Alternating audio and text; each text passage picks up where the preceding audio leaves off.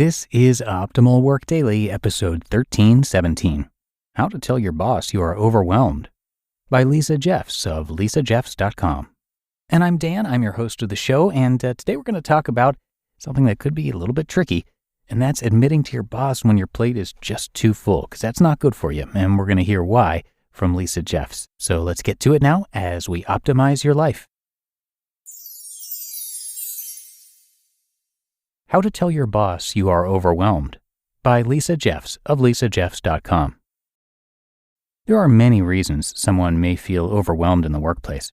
Sometimes the weight of our workload gets to be too much, or external factors such as family concerns or personal health play a part in our mental load. Often when feeling overwhelmed, we believe that there's nothing that can be done about it, and we feel as if we simply need to keep moving forward. Though these feelings are normal, it's not a good idea to hold in your feelings of being overwhelmed. In order to be successful and productive, both at work and at home, you need to manage your mental load and stress levels. Having support in the workplace is a great way to stay on top of your mental load and reduce feelings of overwhelm. Having the support of your boss is critical for keeping your workload and workplace stress in check. But how do you tell your boss you're overwhelmed? Doing so can be intimidating. In this article, we will address why you should and how to tell your boss you are feeling overwhelmed. Why you should. Being overwhelmed at work isn't good for you, and it isn't good for your workplace either. Whether your feelings of overwhelm come from your personal life or workplace stressors, there's no doubt that it can affect the quality of your work. Getting support can help you to better manage your workload and find balance between external stressors and work life.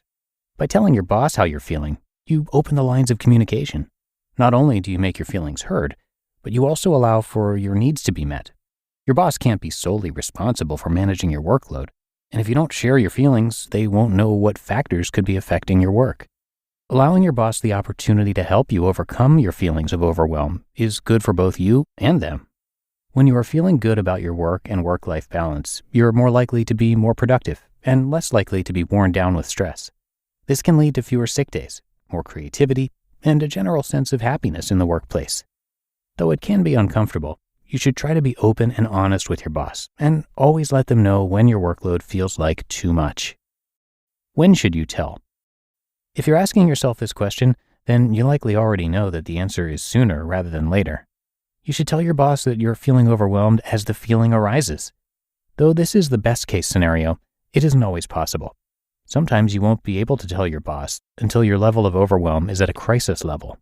Try to become self-aware and identify what happens when you begin to feel overwhelmed. If you can catch it early, your boss will likely be able to accommodate you in order to quickly and effectively reduce your overwhelm. Don't wait until a day before a deadline to let your boss know the task is too much. Allow yourself to ask for help when you need it, not when it becomes a problem for everyone around you too. How to tell your boss you are overwhelmed. 1. Have a plan. Consider writing down what you need to say before speaking with your boss. Use this list when speaking so that you ensure you don't forget to say something important. 2. Consider involving human resources. You know your workplace best. Sometimes it's a good idea to obtain the support of your HR department to help mediate the conversation. 3. Don't make excuses. You do not have to make excuses for how you feel. What you are going through is valid. It's okay to be overwhelmed, and it's good to get support to help overcome it. And 4, get support. Look to outside support to help you with your feelings. Talk to your support system both before and after talking to your boss. They may be able to offer suggestions for lessening your load or help you work through what to say. What if my boss isn't supportive? In the best case scenario, your boss will be understanding, helpful, and supportive. But not every work environment will be like this. If you tell your boss you're overwhelmed and need help, and they give you a tough luck response, it can be emotionally challenging. There are a few things you can do to move forward if your boss won't help you. 1. Develop healthy coping strategies. If your boss won't help you, you'll need to develop strategies for coping with the overwhelm of your work life. Consider taking time for yourself outside of work to recharge by doing things you love or by spending time with your support network. 2. Ask for help with home life. Find ways to minimize your stress at home if you can't change your work situation.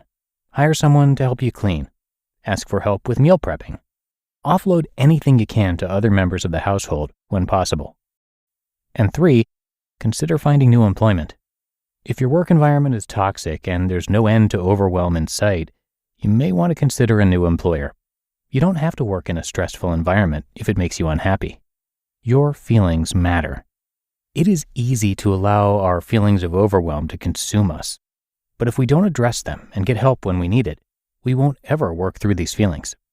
You deserve to be happy in your workplace. Your boss can be a great resource in addressing concerns or barriers at work that are contributing to your feelings of overwhelm.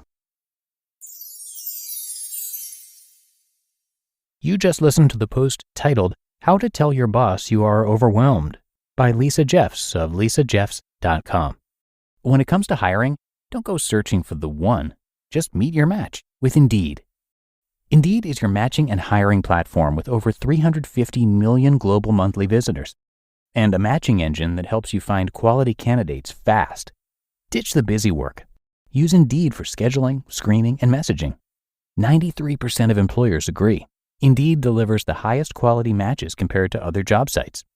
And one of the things I really love about Indeed is that it filters out those incompatible applicants.